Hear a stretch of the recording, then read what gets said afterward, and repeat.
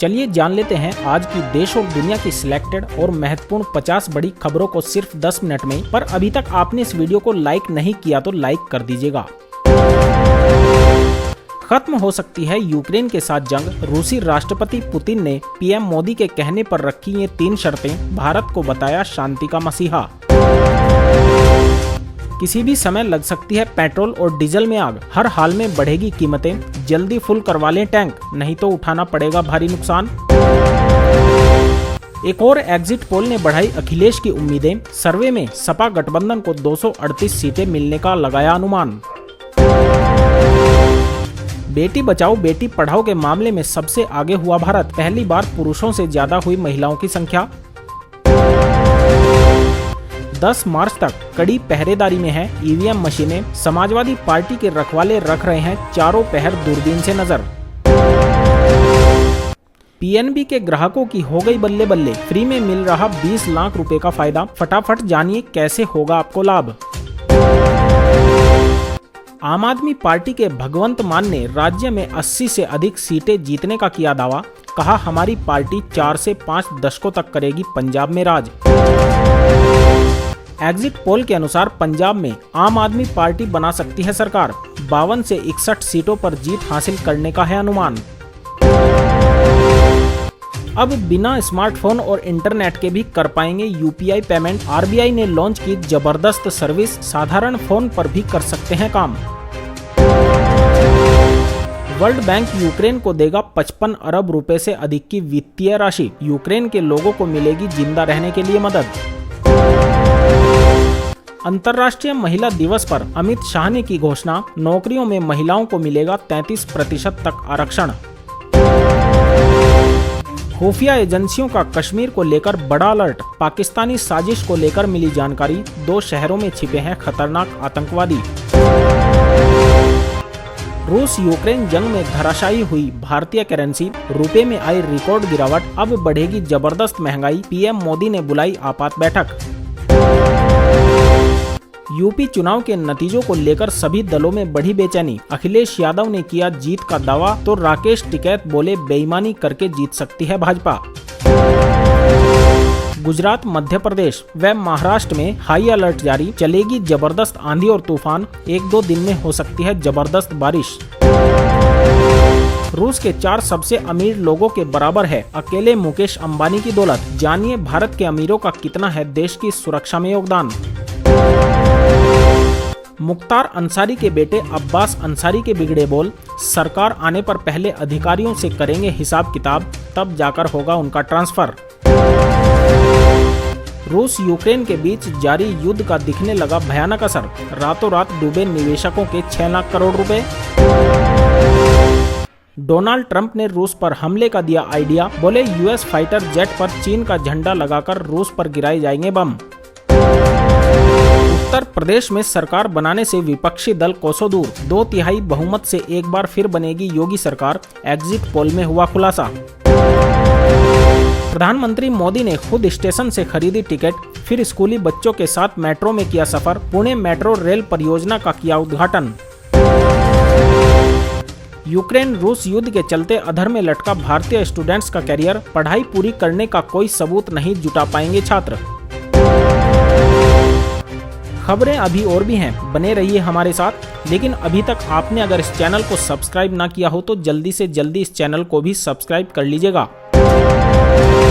रूस यूक्रेन के बीच चल रही जंग ने महंगाई की रफ्तार रॉकेट से भी ज्यादा तेज कर दी है। आज इस युद्ध का 13वां दिन है और पहले दिन से ही वैश्विक स्तर पर इस जंग का असर दिखने लगा। शेयर बाजार से लेकर सर्राफा बाजार तक निवेशक सहमे हुए हैं। वैश्विक स्तर पर कच्चे तेल में रिकॉर्ड तेजी के कारण डॉलर के मुकाबले रुपया औंधे मुंह गिरकर अब तक के निचले स्तर पर पहुंच गया। इसके साथ ही पेट्रोल डीजल की कीमत में आग लगना भी तय है। रूस पूरे विश्व का 12% कच्चा तेल एक्सपोर्ट करता है और भारत दुनिया भर में पेट्रोल आयात करने वाले देशों में 3रे नंबर पर है। इसलिए भारत में तेल की कीमतों में बढ़ोतरी होना तय है। यानी इस हिसाब से आप इस बात के लिए तैयार रहें कि पेट्रोल डीजल की कीमत किसी भी समय बढ़ सकती है।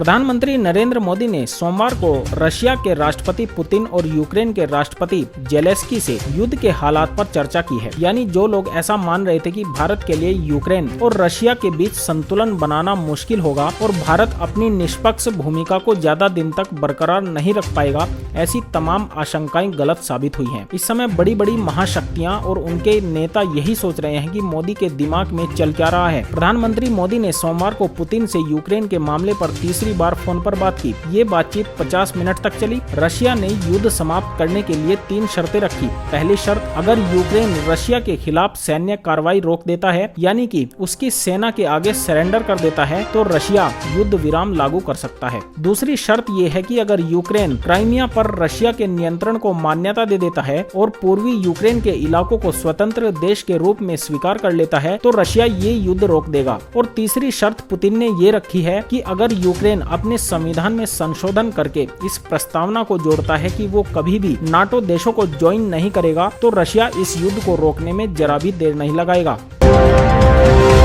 दुनिया भर में 8 मार्च अंतर्राष्ट्रीय महिला दिवस के रूप में मनाया जाता है। ये दिन दुनिया भर की महिलाओं की उपलब्धियों और मानव अस्तित्व में उनके योगदान को समर्पित है। साल 2022 का थीम है कि बेहतर और स्थायी कल के लिए लैंगिक समानता। खुशखबरी ये है कि आजादी के बाद पहली बार देश में पुरुषों से ज्यादा संख्या महिलाओं की हो गई है। लेकिन चिंता की बात यह है कि विश्व बैंक के डाटा के अनुसार भारतीय अर्थव्यवस्था में महिलाओं का योगदान सिर्फ 17% है। ये आंकड़ा दुनिया के औसत से आधा है। वहीं अगर पड़ोसी देश चीन की बात करें तो वहां पर महिलाओं का जीडीपी में योगदान 40% से भी ज्यादा है।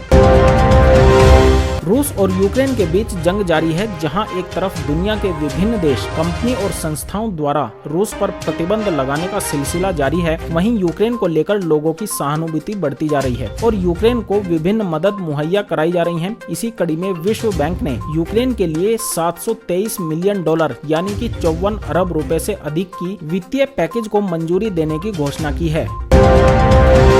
उत्तर प्रदेश चुनाव को लेकर सोमवार को 12 अलग अलग न्यूज चैनलों और एजेंसियों ने एग्जिट पोल जारी किए थे। इनमें से 11 सर्वे रिपोर्ट में दावा किया गया कि सूबे में फिर से भाजपा की सरकार बनेगी। सिर्फ देश बंधु के एग्जिट पोल में बताया गया कि समाजवादी पार्टी गठबंधन की सरकार बनने जा रही है। अब एक और सर्वे में सत्ता परिवर्तन का अनुमान लगाया गया है। 4PM और द politics.in के सर्वे का अनुमान है कि राज्य में इस बार अखिलेश यादव सरकार बनाने में कामयाब हो जाएंगे। सर्वे के अनुसार समाजवादी पार्टी को 238 सीटें मिल सकती हैं। वहीं भाजपा के खाते में 157 सीटें जाएंगी। बसपा को 6 और कांग्रेस को 1 सीट मिलने का अनुमान है।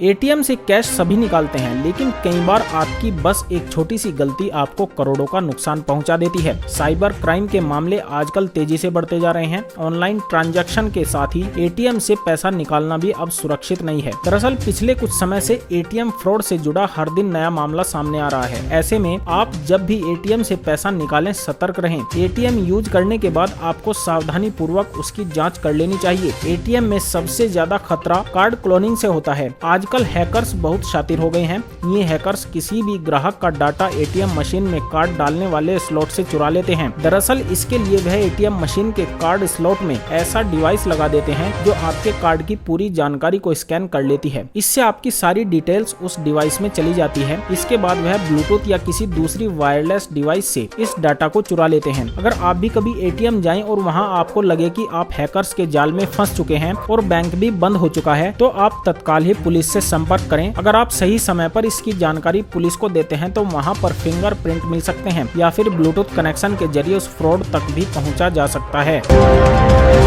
अगर आप भी पंजाब नेशनल बैंक के ग्राहक बनते हैं तो आपको फ्री में पूरे 20 लाख रुपए का फायदा मिलेगा। इस खास ऑफर के तहत अगर आप नौकरी करते हैं तो आपको बैंक में पीएनबी माई सैलरी अकाउंट खाता खुलवाना होगा। इतना ही नहीं, इसमें बैंक की तरफ से आपको कई तरह की सुविधाएं भी दी जाएंगी। पीएनबी अपने सैलरी अकाउंट होल्डर्स को इंश्योरेंस कवर समेत और भी कई तरह के फायदे दे रहा है। जीरो बैलेंस और जीरो क्वार्टरली एवरेज बैलेंस की सुविधा पाने वाले पीएनबी माई सैलरी अकाउंट खुलवाने पर आपको 20 लाख रुपए का पर्सनल एक्सीडेंट कवर दिया जाएगा। यानी इस अकाउंट को खुलवाने पर आपका फायदा ही फायदा है।